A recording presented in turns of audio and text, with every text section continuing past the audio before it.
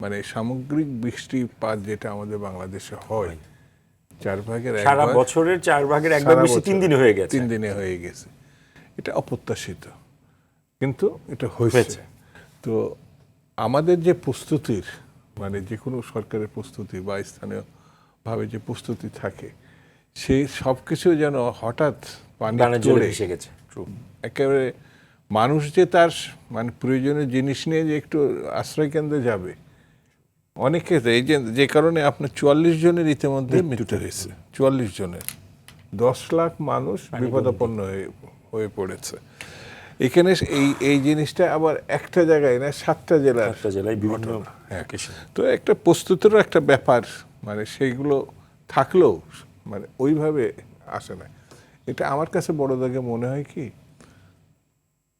প্রকৃতির সঙ্গে আপনি যে ব্যবহার করবেন, প্রকৃতি যদি আপনার প্রতিশোধ নেওয়া শুরু করে, সেটা তখন আমরা আবার মানে খুব কষ্ট পাই যে এত বৃষ্টি হচ্ছে কেন, এত পানি হচ্ছে না কেন।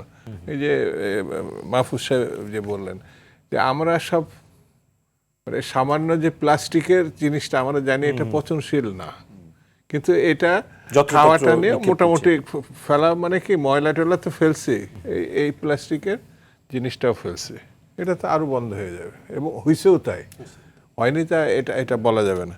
সেই জন্যে আমরা যদি আমাদের রক্ষা করার দায়িত্ব না নিই, যে কথাগুলো বললেন যে সরকার সব করে দেবে, সরকারের যত প্রস্তুতি থাক না কেন, সেটি যদি আমরা আমাদের মতো করে ব্যবহার করতে না পারি, তাহলে পর আরেকটা বিপদ আসবে, এবং আসছেও সেই জায়গায়। আরো বড় বিপদ তো আমার বিবেচনায়, যখন পানি নামতে থাকে তখন বালা মুসিবত, পানি বাহিত যে রোগগুলো সেইগুলো আবার মানে আমাদের মোকাবেলা করতে হবে।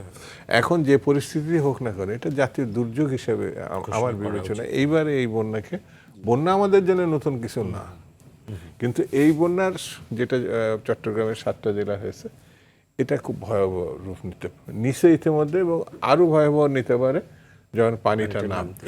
সেই সময় আরো আমাদেরকে সমন্বিতভাবে, সরকার একার পক্ষে না, সমস্ত স্বেচ্ছাসেবী প্রতিষ্ঠান সহ, এটা জাতীয় দলের পক্ষ থেকে কি আপনাদের না, আমাদের ইতিমধ্যে তো আমাদের অঙ্গ সংগঠন সবাইকে নির্দেশ শুধু দেওয়া নেই, তারা তাদের মতো চলে গেছে এবং কাজও করছে।